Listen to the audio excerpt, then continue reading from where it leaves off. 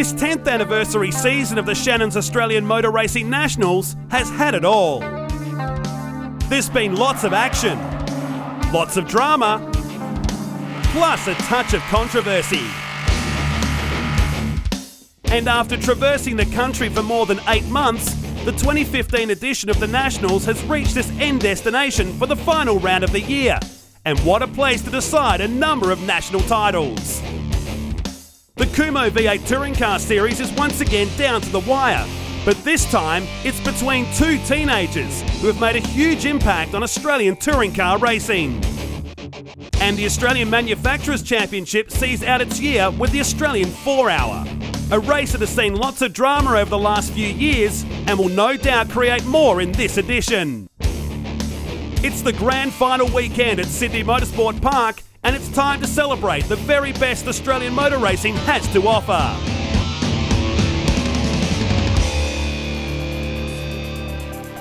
It's the final round of the 2015 Shannons Australian Motor Racing Nationals, and we're here at Sydney Motorsport Park. What promises to be a great day of racing here. The Kumho V8 touring cars are ready for action. Richard Craill joins me in commentary, and a big day of motor racing coming our way. Matt, it's classic Ford v Holden stuff this weekend. A couple of teenagers fighting out for the Kumho Series crown. The 15-year-old West Australian Alex Rullo for MW Motorsport for Ford, and 18-year-old Liam McAdam for Eggleston Motorsport. The defending champions will battle for the crown. There's the margin. McAdam has a handy lead. Rullo chasing hard, but it's not just the drivers fighting for this title. The teams are heavily involved as well. It has been one of the enthralling on-track contests of this season's Shannons Nationals. The V8 Touring Car Championship fight between 18-year-old Liam McAdam and the 15-year-old Alex Rullo has captivated the attention of many all season long. But the V8 Touring Car title fight is more than just the drivers themselves. It's been a fight between two of the leading teams in the V8 Supercar Development Series, who have used V8 touring cars as a springboard for progression up the V8 Supercar ladder. Eggleston Motorsport are the defending V8 Touring Car champion team, having helped outgoing champion Justin Ruggier claim last year's title. The team kept an eye on a number of emerging drivers last season and selected Liam McAdam after a number of strong performances in Formula Ford. He's done really well. I mean, for his first year in Kumho Series, he's done a really good job. He's broken plenty of lap records, heaps of race wins, poles. So I think, hopefully we can win the title this weekend. There's plenty of things we do with Liam. We give him plenty of vision from what's happened in the years gone past. Plenty of vision from all the main series V8 rounds at the circuit. So he learns the lines. He gets on top of all the bits and pieces he needs to do to make sure when he comes here he's best prepared. You need to give him a really good car. So his job's easy. He just gets out there and does his job, and we do our job, and then hopefully it's good enough. Having started in the halcyon days of NASCAR and Oscar racing on the Calder Park Thunderdome, MW Motorsport has since established itself as one of the leading teams in the development series. After entering a few rounds in last year's V8 Touring Car Series, team owner Matthew White took the bold step to enter the series full-time, employing Alex Rullo for the drive, who was only 14 years old when he made his debut at Sandown. It's a move that has quickly paid dividends. This year we've gone with someone particularly young of age. Alex started racing with us at 14 years of age, which was a real head turner for everyone, and I guess from our point of view it put a lot of pressure on us just to make sure that Alex did do a good job and didn't do anything silly, because a lot of people were watching, and thankfully he's pulled it off effectively well, and I think he'll hold on to the record for the youngest Kumho Series V8 Supercar winner for a long time. We're always keeping our eye out for young guys, and particularly we want to be able to train them to be good in V8 supercars. And for us, the Shannons Kumho Series offers us an opportunity to put them in a car very much the same as what we run in the Dunlop Series. We want them to be able to win the Dunlop Championship at the age of 18, and so you got to look young.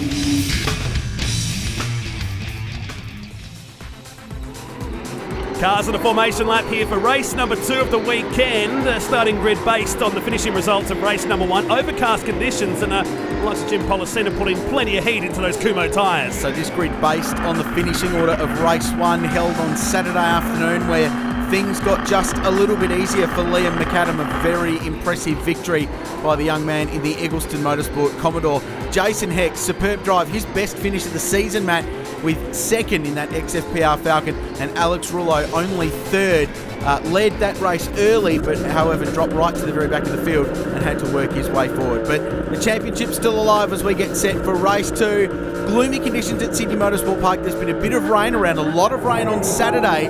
The track is greasy in places, so these aren't easy conditions at all. But it's a good start for McAdam. Heck away nicely from the outside. Watch for Rullo. He's slotted into third place. Policina didn't get his usual brilliant start in that bright orange ex-Tasman Motorsport Commodore, but Rullo to second nice and early, and that's what he needs to do. On board with Jason Heck as he comes out his double apex turn 2, runs back in third position as they go around this back section of Sydney Motorsport Park and across the access tunnel. Grabs another gear in this big drop down. Look at Steve Briffa trying to come through the inside, I should say, of the 75 of Brendan Strong. He was very strong in race number 1, Richie. Oh, very nice.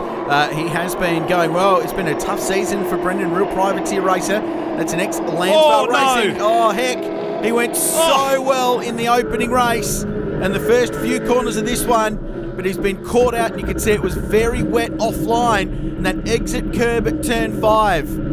And he's not going anywhere. So much rain yesterday and on Friday. We had to stop play for a couple of hours because it was too wet. The whole outfield of Sydney Motorsport Park is still very, very wet. And I think he's going to struggle to get the JCH Electrical and Hayman's Virginia sponsored number 5 out of the grass. But meantime, it's on. This is for the minor positions right now. Policina and Steve Briffa, the poco.com.au Commodore. Well, these two fighting not only over the Privateers Championship this season, Matt, but also third overall in the standings behind the two young guns out in front. Behind them, Chris Smurden going well. On board with Briffa in the Poco Commodore. This team expanding to 2 cars for the first time this weekend. Dev Jack has parked his Falcon, joins Briffa Racing in a second ex-Paul Morris Motorsport Commodore. So one of the star rookies of this year's championship going very nicely. That's him, just behind the blue Falcon, Chris Smurden. It's nice too, the yellow-black Warlord sponsor number 88, and Strong. That's Evangelou coming through the field as well as we swing through turn 3 once again. Dear, it's busy, isn't it? And Smurden looks like he's the cork in the bottle, just boxing this train up on board with John Vigotis in the Blue Mountains, so very much a home round for him. Tricky corner down for this part, but this is what caught out Jason Heck. Tricky in front as well. Look at this, man. Really busy. Smurden. And Strong's the next one to go. Exactly the same spot and the same crash as Jason Heck. Do you think Jason Heck would have been looking in the mirror then going, oh no, don't hit me, don't hit me? You can just see how much water was in that tyre barrier. Exceptionally tough conditions once he got off the racing line as Briffa goes down the inside of Policina, gives him the don't argue down at the hairpin. Good move, aggressive move, but it was fine and clean. A little bit of contact on corner exit, but that battle pack always looked like it was going to tee off like that, didn't it? It was really, really busy. They were all caught up behind Chris Smurden, and then it all teed off round at turn 5. And as we mentioned, that exit curb on the outside where the pit lane for the North Circuit merges in, very, very wet, very, very tricky. And it's caught 2 guys out, and as a result, looks like we're going to go to safety car. We sure are. So the race will be neutralised, and everyone can take a breath. What a wild couple of laps to kick off this final round of the Kumho V8 Touring Car Series. At turn 5, there are the 2 suspects, Heck and Brendan Strong, both who had very good efforts in the first race here, but now sit stranded on what's the backside of the circuit there. It might be very wet offline as we have a look at what happened, but Liam McAdam punched out a lap record on the second flying lap of the motor race, so the track's still fast. So you can see the standing water on the outside, and it caught Jason off, so his contact with the wall wasn't bad. This will show it. Let's have a listen. Yeah, so the river running across the road, Matt. And lucky, and that tyre wall's only been there in the recent past. That could have been very hard concrete and big drama for the number 5. Thankfully, he's got away with it without too much damage, and it just shows you how far uphill that portion of the course is. When you watch it on TV right now, that looks pretty flat. When you stand down there in real life, you can see why that's a river of water coming down. Matt White, left of screen, watching on from the pit lane garage. He needs his young charge to push on, and there's the look down in the Eggleston Motorsport camp. Defending champions in the Kumho Series. A lot of pressure on them to go back to back. And watch at the top of the screen what was going on behind, and this will explain what happened to Brendan Strong. So he got up the inside of Smurden, but had the same problem, and he made much more sizable contact with that tyre bundle. Smurden almost done the same, but all that experience, he kept the Falcon under control. Same couldn't be said for Strong, who gave the wall a fairly big whack in the end. Even though it's tyres, it's done a fair bit of damage to the 75 car.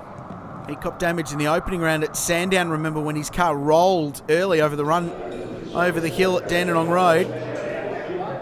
It's Jason Heck back in the pits, just discussing what happened and how wet it is off the racing line.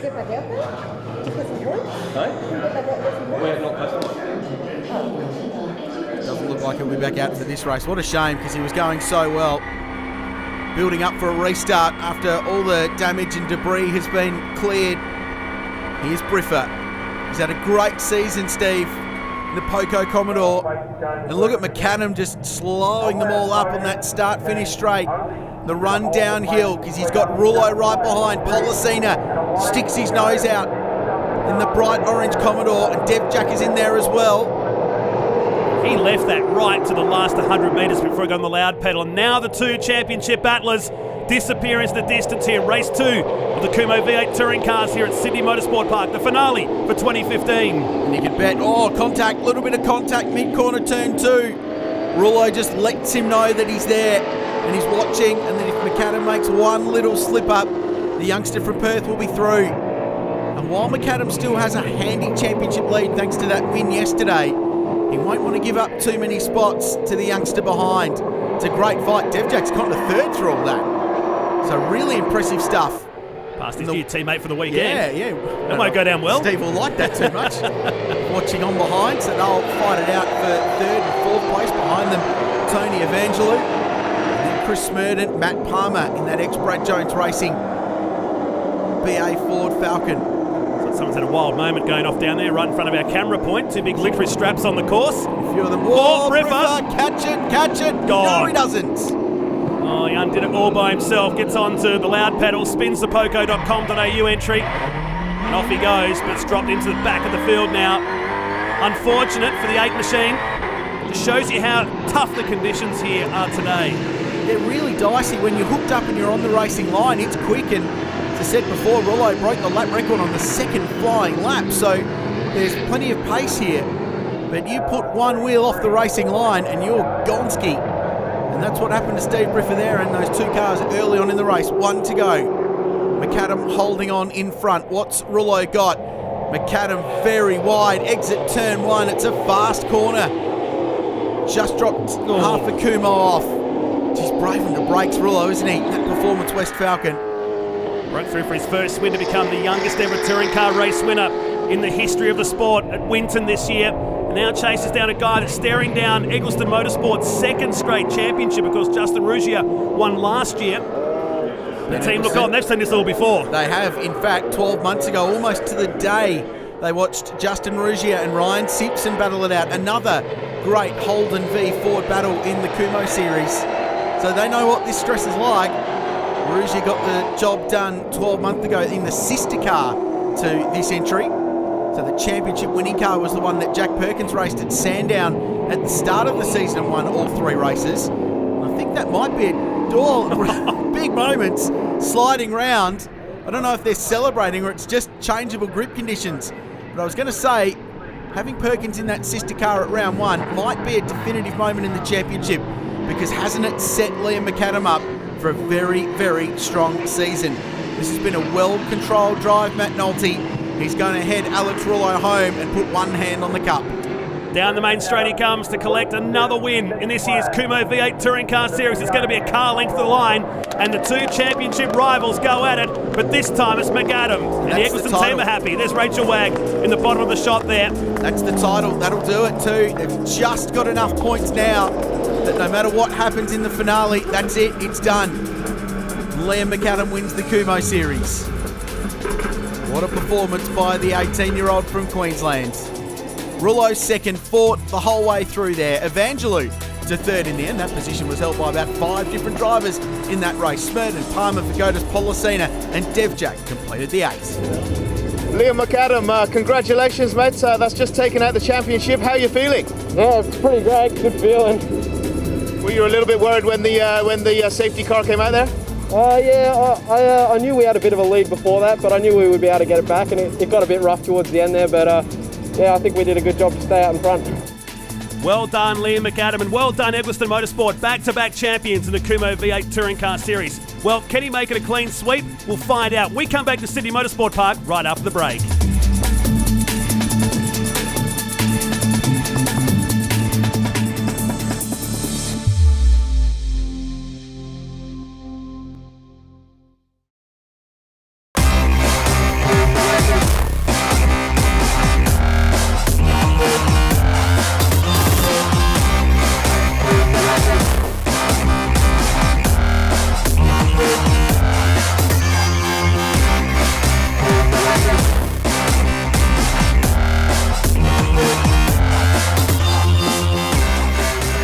Welcome back to Sydney Motorsport Park, and you're right on board with the new champion in this year's Kumho V8 Touring Car Series. It's Liam McAdam on the warm-up lap for the race, the final race of this year's championship, Richard Crail.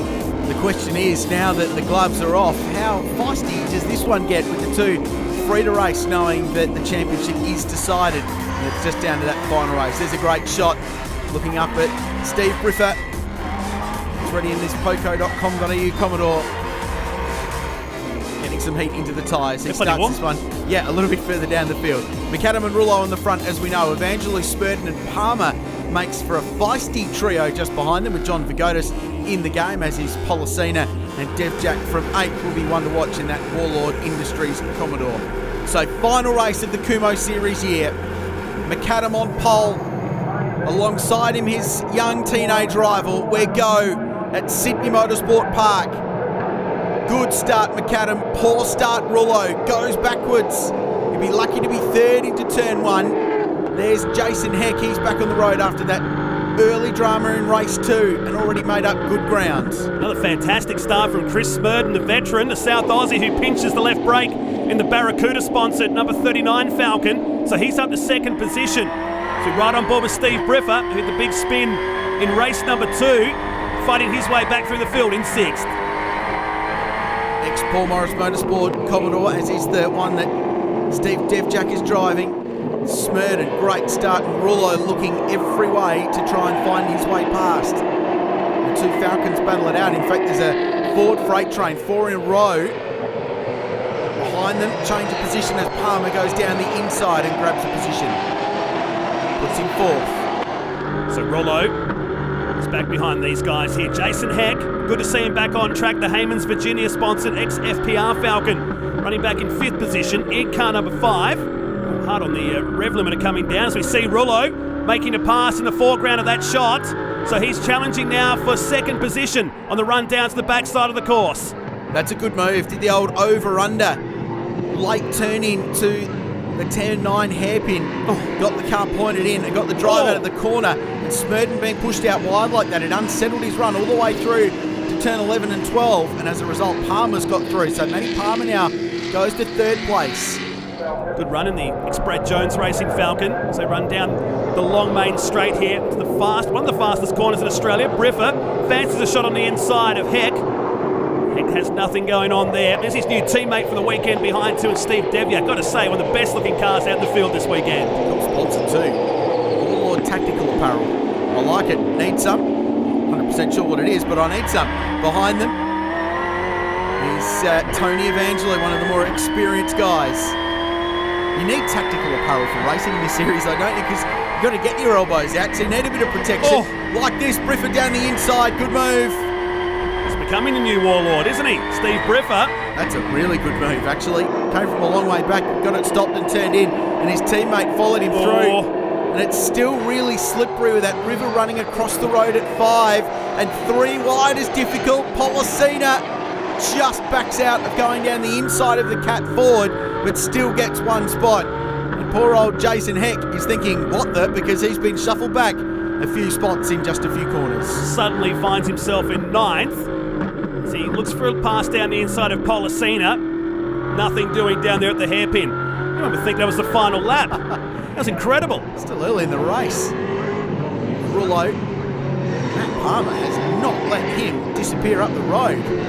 This is impressive stuff from Matt in car 24. This is the sister car to the one that he's raced for a majority of his Kumho Series career. That car was quite badly damaged in a practice crash down at the Phillip Island Grand Prix circuit. Fortunately, had the T car, the backup car, to jump into, so he could be on the grid for this weekend.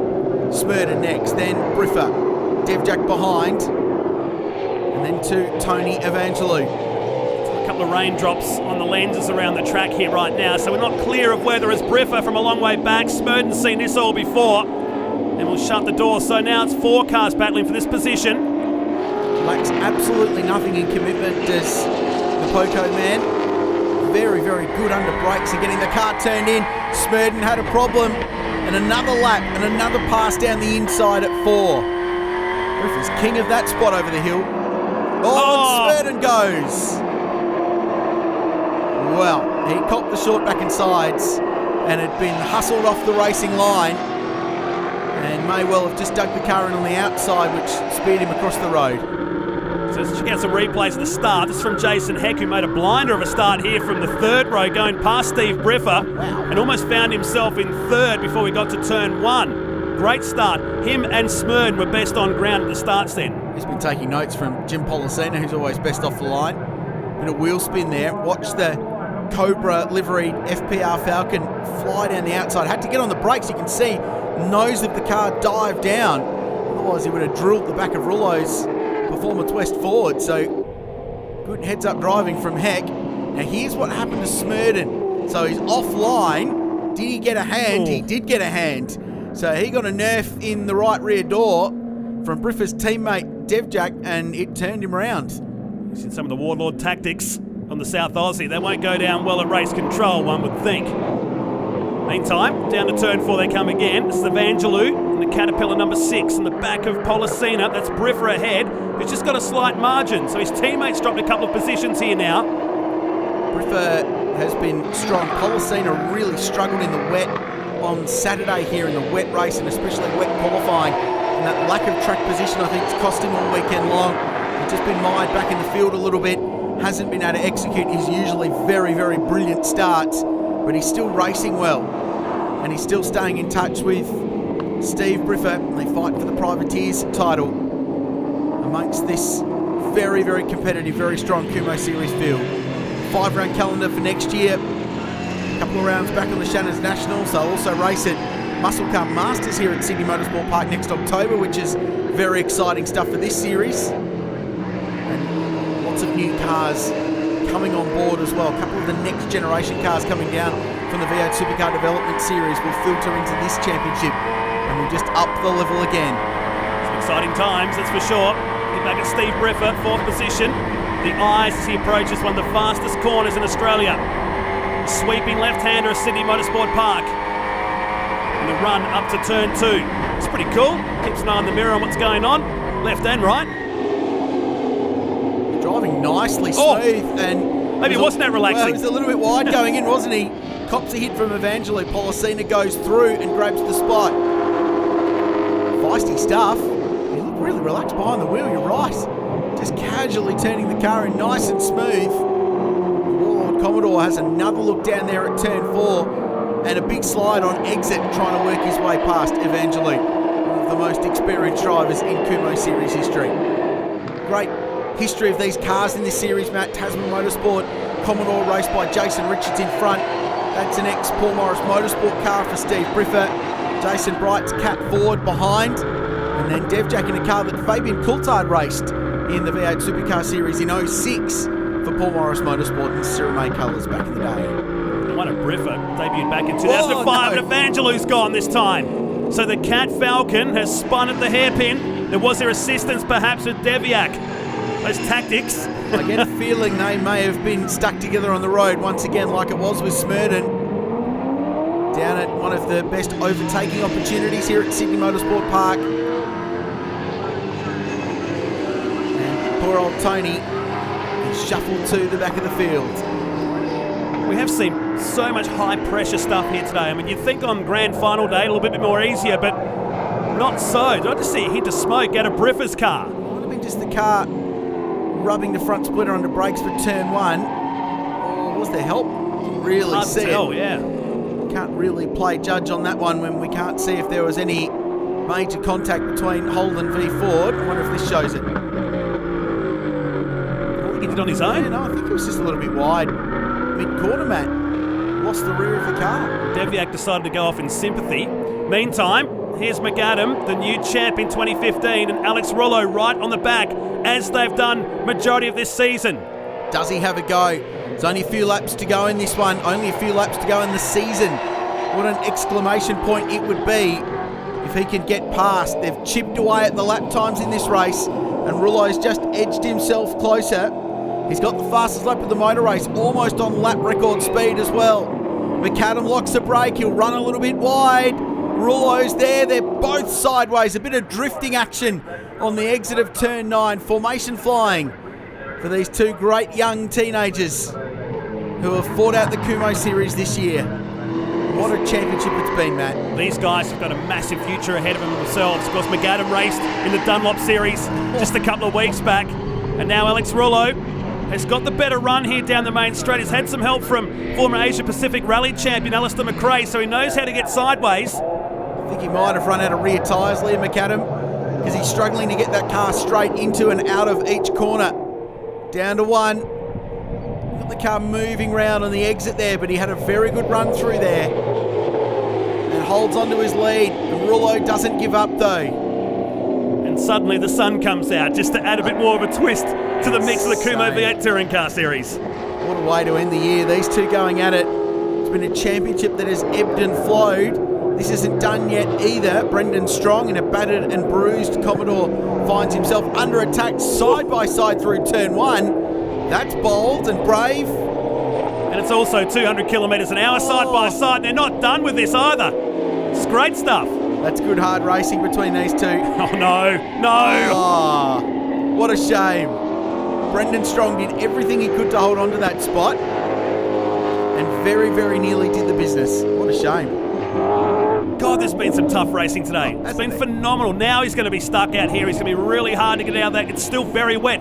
Don't kid yourself. It's sunny, but it's so wet here at Sydney. Yeah, it's been a tough old day. McAdam looks like he's just broken the MW Motorsport Commodore here. He's just got a few extra little car lengths in front. And this compelling battle. Winton was a turning point. McAdam had a massive engine failure. Rullo swept to victory, his first, and from there on in, the championship has been very, very close and very, very intense between these two. There's not far to go in the season, 3.9 Ks in fact. To think we're at Sandown just yesterday. No, I'm kidding, it was back in March, but it feels like that. And now McAdam sets sail for home to hopefully put the icing on the cake of what's been a great year for Eggleston Motorsport. But Alex Rullo is going to fight right to the very end of this championship as they go past the stranded Brendan Strong Holden on the inside of turn 2. Still trying to get out of the mud there on the inside of the corner. Well, let's talk about McAdam, Formula Ford graduate. Worked his way up. It was a massive step into the Kumho Series car this year, but he did it with the right team, the defending championship winning team. And bear in mind, they won the V8 Development Series last year as well with Paul Dumbrell, and they're in contention for it this season. So this is 3 championships in 2 years for Eggleston Motorsport, for Ben and Rachel, who were recently married just a week ago. Officially, they're on their honeymoon at Sydney Motorsport Park. And for 2 big die-hard racing fans who run a very successful team, what a way to celebrate it with a race and championship victory. What a season. Final couple of corners coming up, and look at the gap they've got over the third place car. Nowhere to be seen on the final lap, down to the final 3 turns of this year's series. And the 38 PAS Holden is on his way to another victory. So Liam McAdam, 1 turn to go in the 2015 Kumho V8 Touring Car Series. It's a win for Eggleston. They go back to back. And the 2 teenagers who have fought it out all year ended on a high with a superb race. You bet he's not happy. Straight past the Eggleston team. 2 hands off the wheel and becomes the champ. Policina will get home inside the top 5 once again. Then poor old Steve Briffer was in the wars, and his teammate Steve Deviak. In fact, everybody's been in the wars. I think it's time for some victory celebrations now, Krause. Get the donuts out. This will be tasty. Liam McAdam, his first championship. And the 1 and 2 drivers, 18 and 15 years old respectively. These are some good skids. Here's me worried the tyre life might have been down. There's plenty of Kumho tyre left He there. had heaps of rear tyre left. I think he was just driving exuberantly. What a race, what a skid. Well done, Liam McAdam and Eggleston Motorsport, your champions for 2015. Alex Rouleau fought hard and finishes second. Palmer, Policina, Briffer, Devjack, Heck and Evangelou rounding out a very entertaining top 8. Yeah, it's been great. It's been a great year. We had a tough round at Winton, which cost us a lot of points, but we've been consistent. Some rounds we had really good pace, other rounds we struggled a bit, but we banked the points when we needed to, and very reliable outfit, so we didn't DNF a single race and come away with first place in the privateers. Very happy with that. Yeah, I had a good race. Obviously tried to put as much pressure on Liam as I could. We had a good battle, and yeah, I tried my hardest. So we've had a good season. Definitely exceeded my expectations, and yeah, it's been awesome. Yeah, we had a pretty cracking weekend, and we just went out there aiming to definitely get the top spot. We weren't going to settle for second, and it certainly seemed to get the job done. It was good having that last race. I could sort of relax and just have a bit of fun, and had a bit of a battle with Alex there as well, which was great. Really entertaining way to end the year for Liam McAdam. He wins the championship 70 points, the final margin over Alex Rouleau, with Steve Briffer just edging out Jim Policina in their private little battle for 3rd and 4th. Policina, however, wins the Privateers Cup. Celebrations at Eggleston Motorsport. Matt Nolte, what a great season. Back-to-back champions, Eggleston Motorsport, and well done to young Liam McAdam, who'll step up to the Dunlop Series next year. A big championship coming up with some new cars heading into the Kumho V8 Touring Car Series. More information, thenationals.com.au. We're off to a break though, plenty more racing still to come. The Australian 4-Hour Classic coming up, the Australian Manufacturers Championship finale here in Sydney.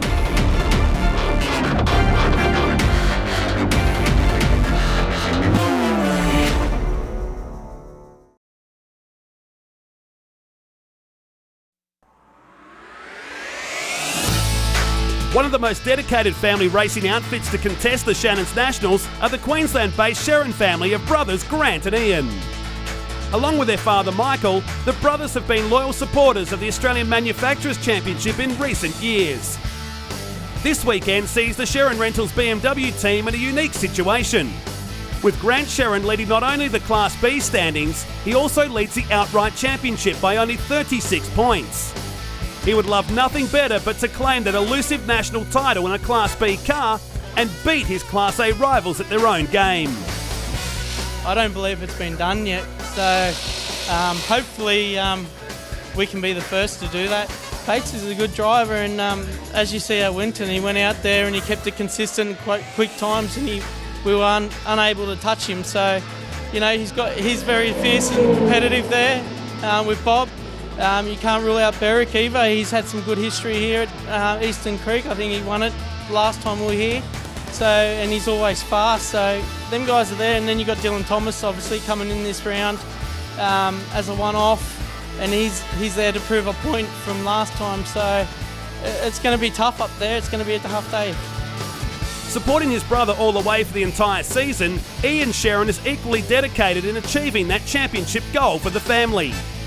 Whilst that long overdue outright race win would mean a lot, Ian admits winning the AmChamp titles would mean a lot more. Yeah, you're right, it would be, but we would like to get a race win if we could. We've been striving for that for a few years now. So look, we want the championship, but to do that with a race win would just be perfect. We're not the fastest car out there. The A-class cars are fast. We've got some good things with our car, like it handles really well, and we're very consistent. Grant and myself are very close in lap times, and we're very consistent when we're out there, and that's been the real key to our success. The Sherrin brothers have been the most consistent team all year long.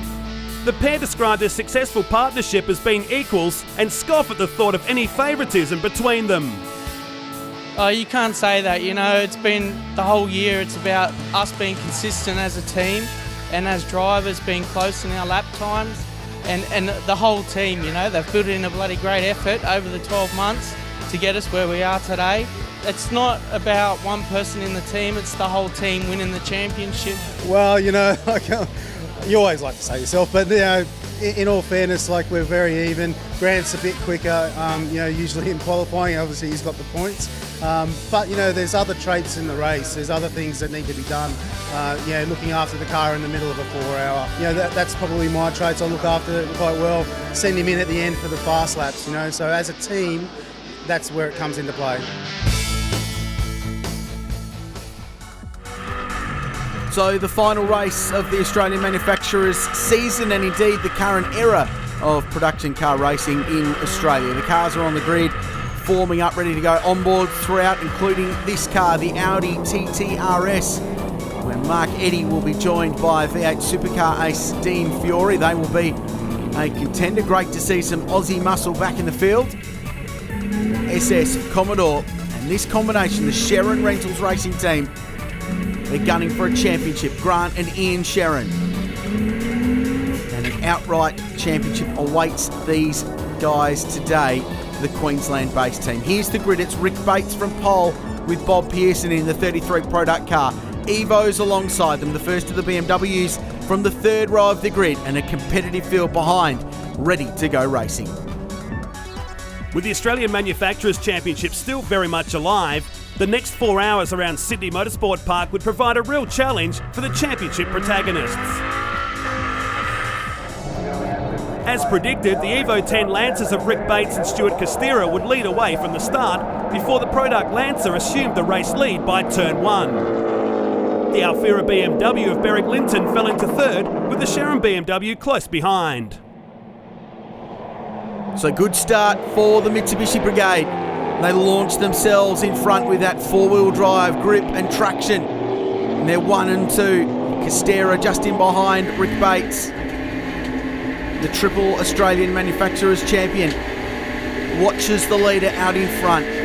Out for revenge this weekend. 2 years ago, denied victory cruelly at the end of the motor race, Costera and Thomas. He won it last year with Gary Holt, but he'd love to get a victory with Dylan and the CXC Global team. And there's Jake Camilleri, the Grand Prix Mazda 3 MPS from Queensland. The Sherrins up to fourth. Good start from the BMW crew.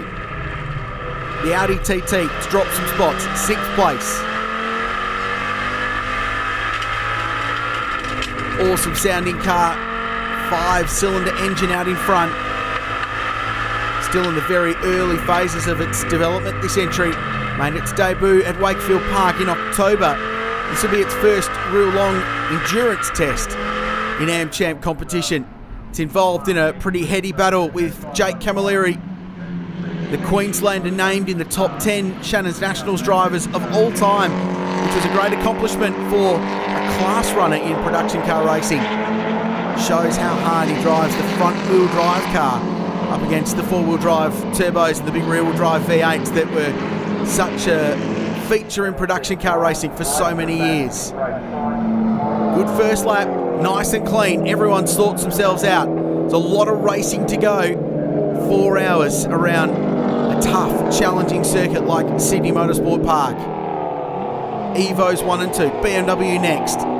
We're following a battle with an Audi, a Mitsubishi and a Mazda going at it. That's part of the appeal of production car racing. As we go on board with the Sherrins, the 135i BMW, Class B car, but an outright contender in every sense of the word. And Grant Sherrin leads the AmChamp points race coming into this weekend. Just needs a solid finish. Rick Bates a long way back in the product car. He's in contention. There's still a lot to play out, but just needs to get this car to the finish in a solid position, and he'll still be in the game. Tony Alford, Donut King, 1M, another contender. He's in contention for the Class A battle, which is the high performance production class.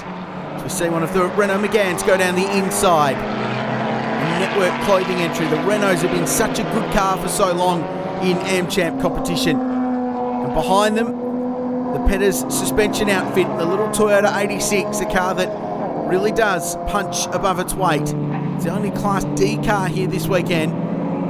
They'll be hoping for a strong, consistent run to get themselves up the order. They've already wrapped up that class championship, so they're going for pride this weekend, and their big supporter base here, collection of 86s at the track watching on, really energising that Toyota fan base.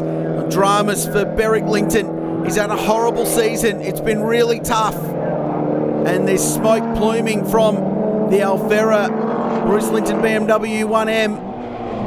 He dropped a spot to the Shannons. This is the last thing you want to occur early in a long-distance motor race.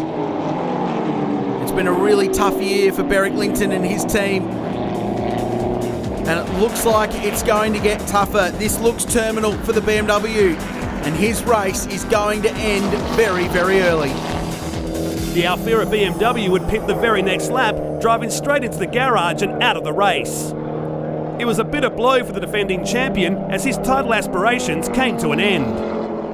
It's lost a timing cover off the front of the engine. Put oil out, the oil takes the belt off. The boys can fix it and they put a new cover in, but it's gone in too easily, so we risked it. It's just going to do it again, and we don't want to damage the engine, so we've decided to park it and take it home and fix it properly and get it ready for the 6 hour. There would be more drama shortly after Linton's retirement, this time affecting the product team. The team's second car of Evergreen veteran Bruce Stewart and Jason Walsh was blowing a lot of smoke from the front right wheel and was called into the pits on lap 17, where more problems arose. So dramas at Product, looking at the right front brake, and it's hot work down there. This plays pretty hard on brakes,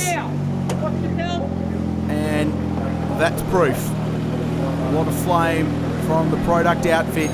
They're struggling to get the car stopped. Big brake temperatures here up at turn 2 and turn 8 at the hairpin. You can see the flame just licking away the bottom of that caliper. And this removes the rear gunner that Bob Pearson and Rick Bates were hoping to utilise in this fight for the Australian Manufacturers Championship. Removes one of the key contenders in the motor race. Could well be day done for car 30 from Product Racing. Despite the retirement of 2 outright contenders, the race would settle down into a pattern, with the Bates-Pearson Lancer leading from Costera and Thomas and the Sherrin BMW in third. As the first hour ticked over, the first round of pit stops began, with Costera pitting the CXC Global Lancer on lap 33. Despite issues with tyre pressures during his stint, Costera was relatively happy. Good, mate. The car started off pretty well, and I think we might have had a bit too high tyre pressures because halfway through that stint he just started to slide a lot, and it was a case of managing the tyres from there on. Following Costera's pit stop, the Class C leading Mazda 3 of Jake Camilleri would pit from 5th position 2 laps later, handing the car to Hadrian Morale. Bates would stay out for another 5 laps before he pitted on lap 40 to hand the car over to Bob Pearson. The Sherrin Rentals BMW would soon be elevated into the lead and would be the last of the front runners to pit on lap 48. Grant Sherrin jumped out and brother Ian jumped in. With the championship up for grabs, Grant Sherrin was playing it cool after his stint. Yeah, everything's going all right so far. It's punching along all right. There's a few little gremlins still there, but yeah, it's going all right. We're being consistent anyway. That's what we need to do. We need to kind of stay in that with the lead 2 cars, so hopefully we can stay there. Good fuel economy in the Sherrin Rentals BMW. So they're going longer than the Mitsubishis in this race on fuel strategy. I'm not sure if it'll mean they'll be able to complete the race on 1 less stop than the leading cars, but they really don't need to, because on raw speed, it's unlikely they're going to catch those Mitsubishis. But if they can circulate, get themselves on or near the podium, it looks like the outright championship will go their way. On board with Mark Eddy. And this is dramatic. Championship leader in pit lane. What's going on with the Sherrin team? Which one, Jimmy? So big dramas for car 18. Grant with the headset on. Frantic work. The rear corner. We're hearing there could be suspension issues on this car. So the championship dice rolls, and all of a sudden things get very dramatic here at Sydney Motorsport Park.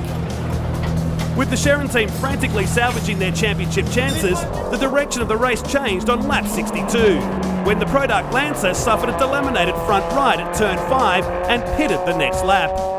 This setback would drop them briefly to second before they reclaimed the lead after Dylan Thomas pitted 5 laps later. Having fixed the suspension on the Shannons Rentals BMW, Ian Sherrin rejoined the race 7 laps down on the leaders and sitting in 10th place, just ahead of the Donut King BMW, which played no part in the outright standings due to turbo issues.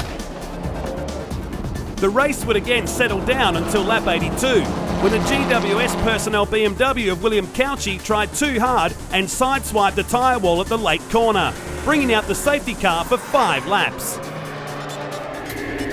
Racing resumed on lap 87 when the defining moment of the race happened as they passed the strike.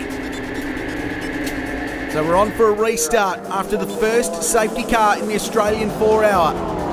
And we're underway, and it's Bob Pearson under pressure from the CXC Global car that sweeps around the outside and rockets to the lead. It almost looked inevitable, and after that puncture for the Product car, it really did hand the strategic advantage to CXC Global Racing, and they've got the pace to back it up. So car 68 goes to the race lead. And Bob Pearson back to second place. However, with the Sherrins a long way down the order, the championship all of a sudden looking like it's swinging in the favour of Rick Bates. So they need to be consistent now. All of a sudden, the boot is on the other foot, and it's the Product team that needs to be fast and consistent and get to the finish, because Rick Bates is in a really good position all of a sudden to take a very, very surprise outright championship. The Sherrins have got it all to do. They need to carve their way through the field. Rick Bates watches on as his team leader laps the car in second place. The next retirement was the Grand Prix Mazda of Camilleri and Morale on lap 91, when the turbo let go while sitting in 4th place, handing the Class C lead to the Network Clothing Renault of Francois Joy and Frank Donoghue. Yeah, everything was going to plan. We just had Haydo in there for another 20 minutes or so, and then I was back in. I could really push hard at the end there, so yeah, we were looking really good. With the CXC Global Lancer now comfortably out in front, the Product Lancer was holding on to second place and in the box seat to hand Rick Bates the championship. As the clock wound down, the luck for the Shannons Rentals team would completely change with 20 minutes to go. So at the moment, the Sherrins aren't going to do it. They're going to fall a position short of winning the championship. It's been an amazing comeback drive, but they need one more position. Otherwise, they'll lose it by the skinniest of margins to Rick Bates, who just needs to circulate, but the pace in that Product car is not good. And limping and in pit lane. And it's never a good sign when the bonnet is up and there's fluid pouring out from the cooling system of that car. Massive dramas, a shake of the head, and it could be day over for Product. The swings in this championship. The Sherrins have gone from having it almost locked up to losing it, and now they're going to be back in the game with just a few laps to go. Unbelievable stuff in Sydney. Bates' retirement would elevate the Audi TTRS of Mark Getty and Dean Fiore into second, and the Renault moving into third and a podium place. Having stayed out of trouble all day, the Pettis Racing Toyota 86 would benefit greatly by reliability and the misfortunes of others. 4th place and first in Class D was a great way to avenge the dramas that befell them in the same race last year. After 4 hours of racing, the CXC Global Lancer Evo played its cards right, and with a 2-lap lead, they were cruising to the checkered flag. The shame for this race is that the final result sheet won't show how close and intense it's been the whole way around. What a fight. What an amazing battle. Product v CXC at the front. They've been trading the lead in this one, and then that underlying story of the championship battle throughout the day today. And theoretically, at least, the outright champion has changed 3 times.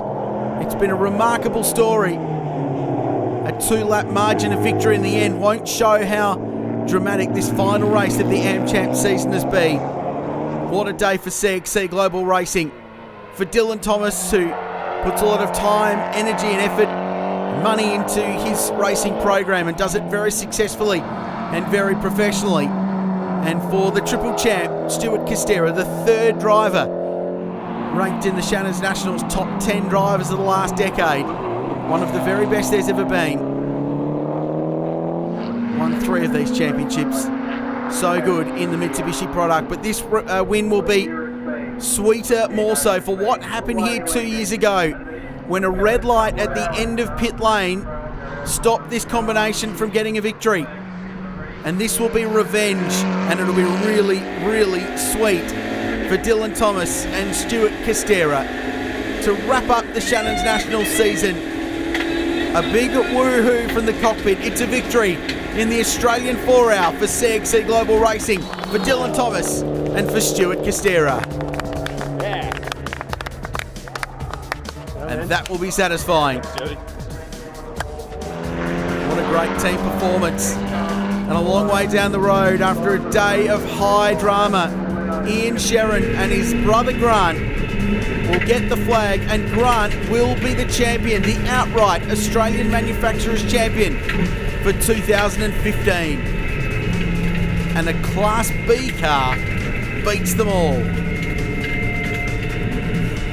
Remarkable story for the Queensland team. They ultimately finished the race in 6th. The winners were Mitsubishi, Audi 2nd, and Renault on the podium, home in 3rd place. Yeah, it was good. I made sure I had to try and have a crack at his fastest lap, so that the car was good. We did halfway through the race. Stewie gave me my first stint. My tyres were rubbish, so we made a little change during that stop when we did 4 tyres, and I tell you what, it was a completely different car. Wasn't it? Right, yeah. Oh man, that was such a pleasure to drive that car at the end. It was just beautiful. Unfortunately, Bobby had a problem, which the boys told me I had to back out then, so I had to sort of conserve and just make sure we brought it home, so particularly after a couple of years ago. Yeah. I didn't think that was going to happen, that's for sure. Bloody hell, it threw everything at us this week, and the team's done a great job to get the car here and that extended pit stop. Jimmy done a great job getting the car back out there in that time frame, and then we just had to push on and try and get that number 5 spot. And then I hear, it's a pity about the product car, but heard that came off and ridden it home nice and safely then. Upsets across the board in the final standings for 2015. Tony Alford wins Class A, the high performance production class, in front of his BMW rival Berwick Linton and Rick Bates in 3rd place. It's Grant Sherrin in front of brother Ian in Class B, with his dad Michael just in 3rd place. Jake Camilleri gets another Class C championship in the Mazda 3 MPS. Pettis had Class D all to their own, and it was Andrew Turpey leading the way home and getting the big trophy. And outright, it was the Class B car doing the job overall, with Grant Sherrin leading Ian home at the end of a competitive season. That wraps up this instalment of our coverage of the Shannons Nationals from Sydney Motorsport Park. There's more to come before we wrap up the season. Don't forget to head to thenationals.com.au for more information about this great series.